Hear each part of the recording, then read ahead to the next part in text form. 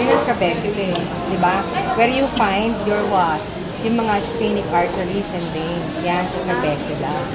So, ito, remember that ang spleen has two functions, right? Sa immune and what? Hematologic function, right? Sa blood. Why? Because what is the graveyard? So, bakit white pulp? Kasi, you only see purely white blood cells and the lymphocytes. No? While, as far as the red pulp, everything around it would be the red pulp. Bakit red pulp? Kasi may RBC. Nandoon yung RBC makikita.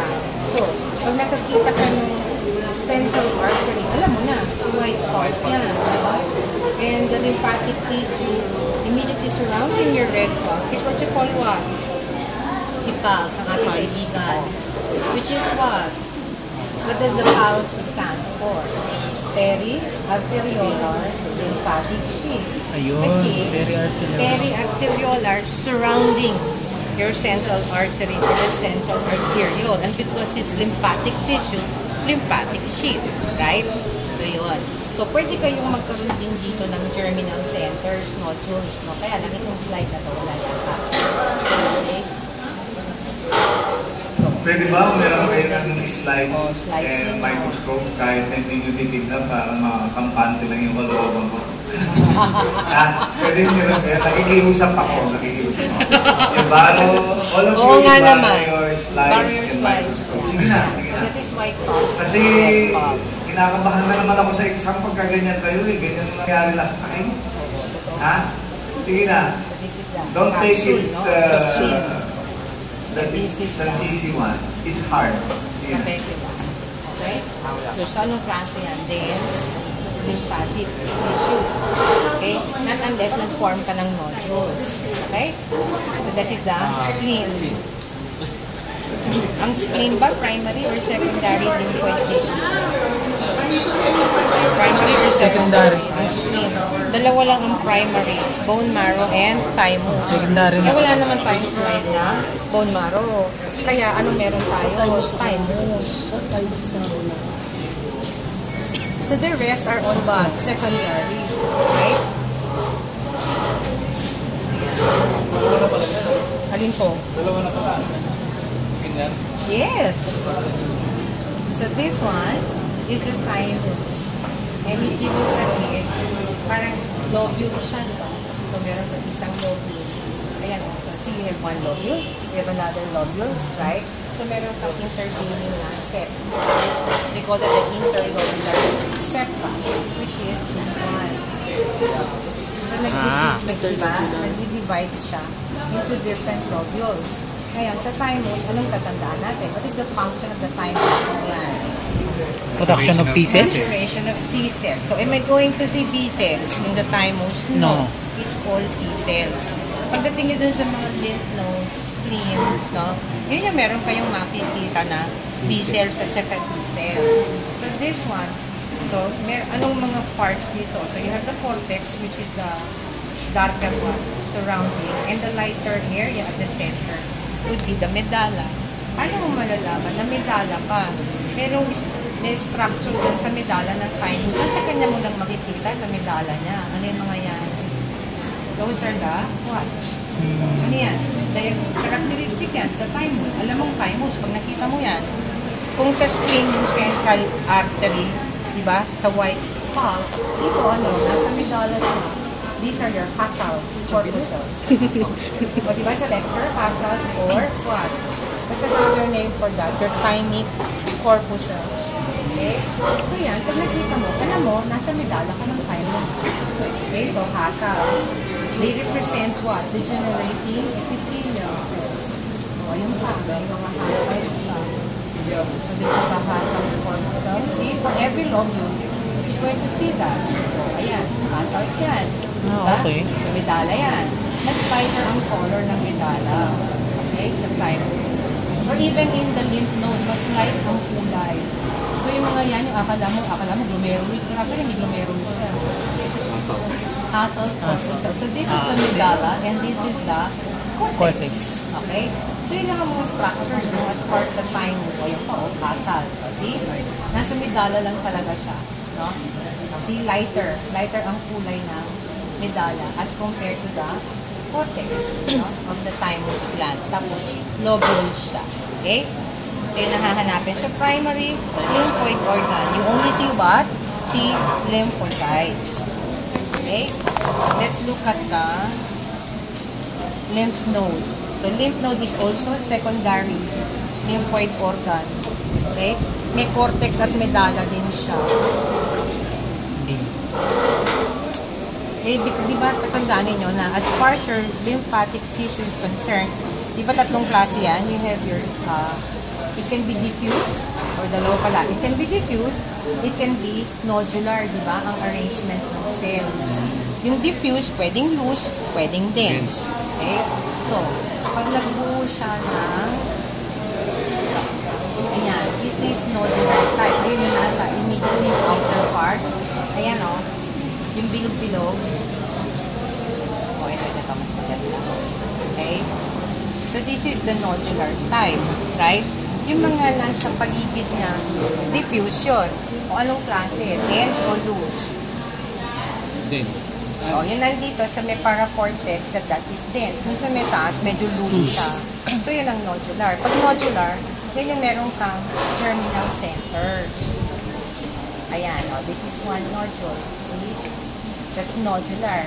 So, ang cortex mo is from here hanggang dito. Kaya lang to specifically yung area in between niya, no? That's the paracortex. Dense yan. Anong meron ka dyan? Your helper T cells, no? Pag nakakita kayo ng nodular na mayroong kang germinal center like this, then what is the predominant cell there? It's your B cells. So, active siya. Mature B cells. Ay, naputol. Ang mature B cells, nasabit. Okay. Ay, ang holin ko nalaglag. Ang mature B cells, no, are they small or big? Lymphocytes. Kasi tatandaan niyo pagdating sa blood, no? Anong general, sa kanya? Na kapag immature siya, malaki. The immature forms are small, are bigger than the mature forms. So, yung lymphoblasts are what? They are large, no? And then you have the intermediate, which is the medium size. And what you will see at the center will be the mature form. So, bakit? Anong ibig sabihin niya? Kunyari, may nakita ko, ang dami, may germinal centers na kitang-kita, very defined ang germinal centers. Anong ibig sabihin nun? That it is actively producing your antibodies. Kasi di ba B cells for antibodies. So, that is the nodular type, no? And then, like I said, this is the paracortex, yung dense. Kasi yung paracortex, yun yung layer sa pagitan ng nodule sa cortex at saka yung gitna, which is the medulla. Okay? So, ito, yung nasa gitna niyang yan, na dense, anong laman niyan? Those are mainly what? T, lymphocytes, helper. Okay?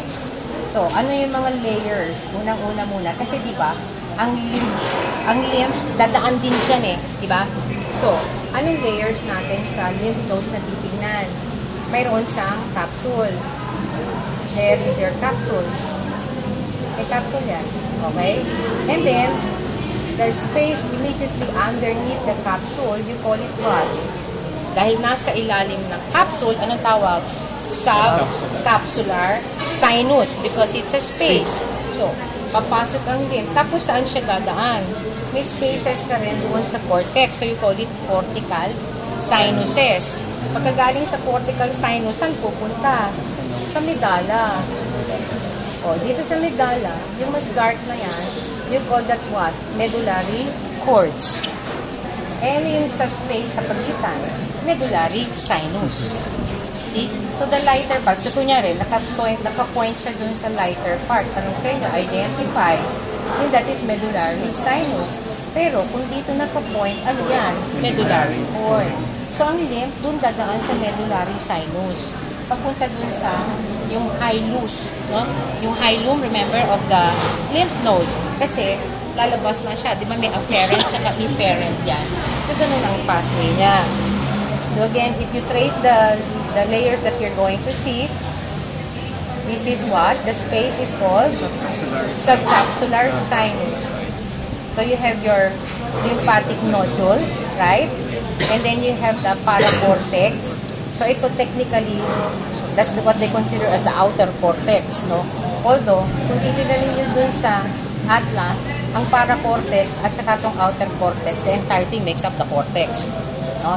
Kaya lang, kunyari, specific, ang tanong sa inyo, what layer is this? Nandyan siya. Paracortex. Anong predominant type of lymphocytes ang makikita ko? T lymphocytes. Specific. Helper. Okay? O, tapos, anong susunod na layer? Tingnan ninyo. Sabi ko sa inyo, di ba? Mas light ang medulla. So, yung medulla niya consists of what? Your medullary cords and medullary sinuses. So, that's the lymph node. Okay? So, secondary ulit siya. Okay? And then, the last one is the tonsil.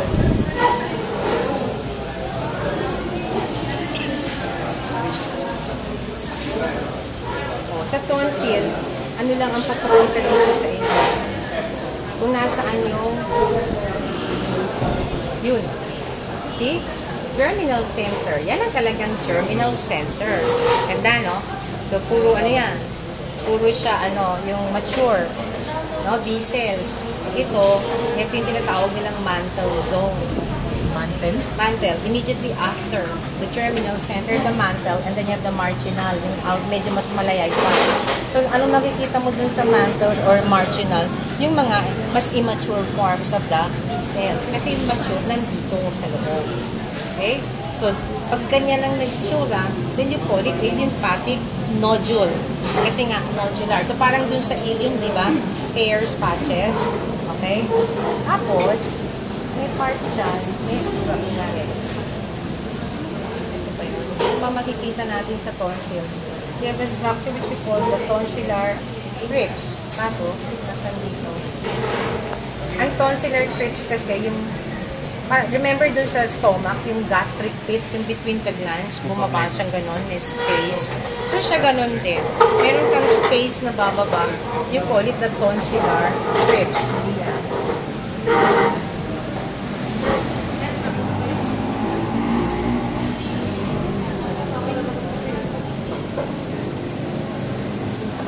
Parang ito siguro. So, basta pag pinakitang space sa inyo, sa pag ito. So, that's your tonsillar crypts. Okay? Crypt as in C-R-Y-P-T. Okay? So, makikita niyo na ganyan. Okay? So, those are your lymphatic tissues. And then, you have the cells there na naka-demo. Yung embryology, di ba na-demo na yon? So, you borrow your slides for embryology also. No? Kasi, kasama yun sa practicals bukas.